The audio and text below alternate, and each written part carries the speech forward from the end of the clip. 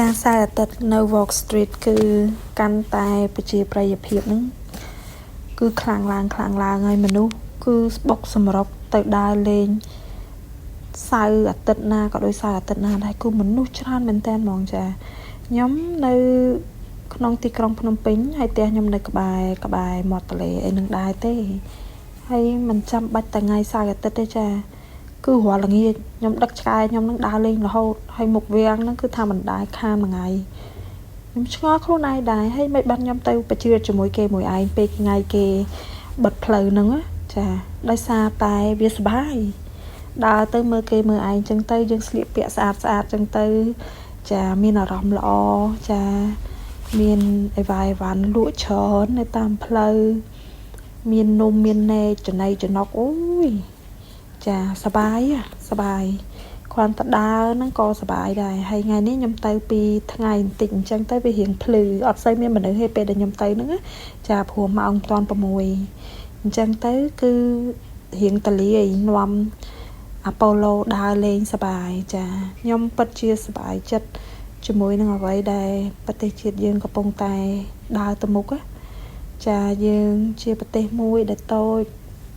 ប៉ុន្តែយើងខិតខំប្រឹងប្រែងទាំងអស់គ្នាកុំឲ្យគេមើលងាយយើងបានអញ្ចឹងយើងប្រឹងចាអភិវឌ្ឍរួមសហការគ្នាទាំងអ្នកដឹកនាំទាំងអ្នករស់ស៊ីទាំងប្រជាជនធម្មតាហើយជាពិសេសនោះគឺបងអ្នកការពារចាព្រំដែនផងយើងអញ្ចឹងយើងរួមគ្នារក្សាឲ្យតែយើងមានសន្តិភាពការអភិវឌ្ឍគឺទៅមុខចាហើយកូនឆ្កែខ្ញុំនេះគឺគាត់នៅលេងនៅមាត់ទន្លេហ្នឹងគឺអត់ដាក់ខ្សែដាក់អីដោយសារតែគាត់ស្លូតអាប៉ូឡូឆ្កែផងខ្ញុំមានចើមហ្នឹងចាល្បីទៅដល់ណាក៏គេថតដែរហើយគាត់ចេះគាត់អត់អញ៉េញ៉ៃច្រើនទេដើរមនុស្សរាប់ពាន់នាក់ក៏គាត់អាច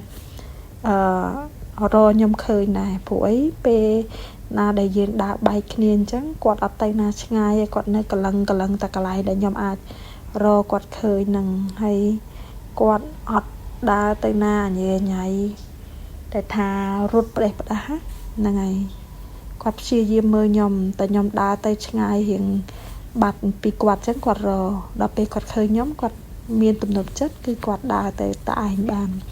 ហើយយើងឆ្កែយើងត្រូវមាន control ចាអាចនោមអីយើងត្រូវមានរបៀបយើងត្រូវចេះកើបចេះអីចឹងទៅហើយឆ្កែយើងត្រូវតែ slow ចាប្រឡែងជាមួយមនុស្សបានណាកុំឲ្យគាត់កាចតែកាចគេអត់ឲ្យដើរទេចានេះដោយសារគាត់ slow ហើយគាត់ចាក់វ៉ាក់សាំងចាហើយគាត់ស្វាមជាមួយមនុស្ស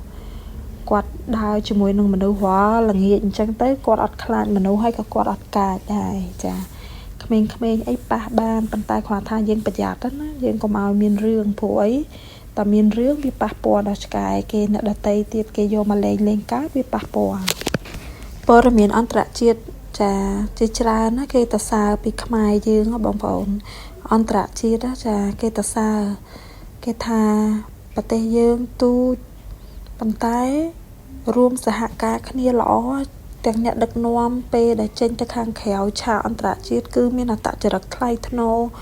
គួរឲ្យស្រឡាញ់គួរឲ្យគោរពគួរឲ្យសរសើរប្រជាជន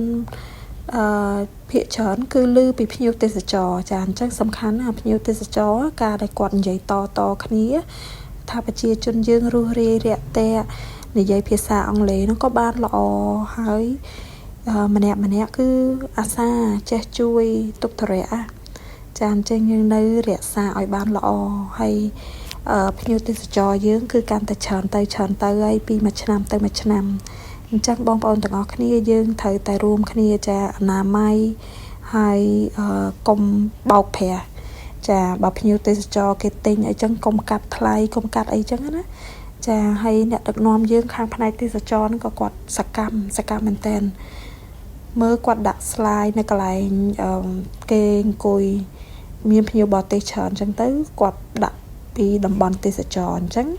គេមើលទៅគេដឹងថាអូនៅស្រុកខ្មែរត្រូវទៅលេងនៅណាទៀតអីចឹងចាថ្នាក់ដឹកនាំយើងឆ្លាតបងប្អូន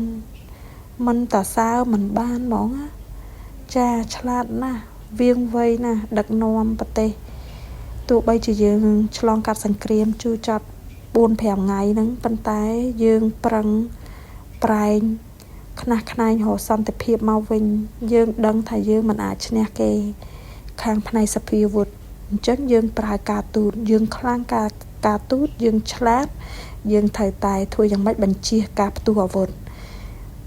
អរគុណសន្តិភាព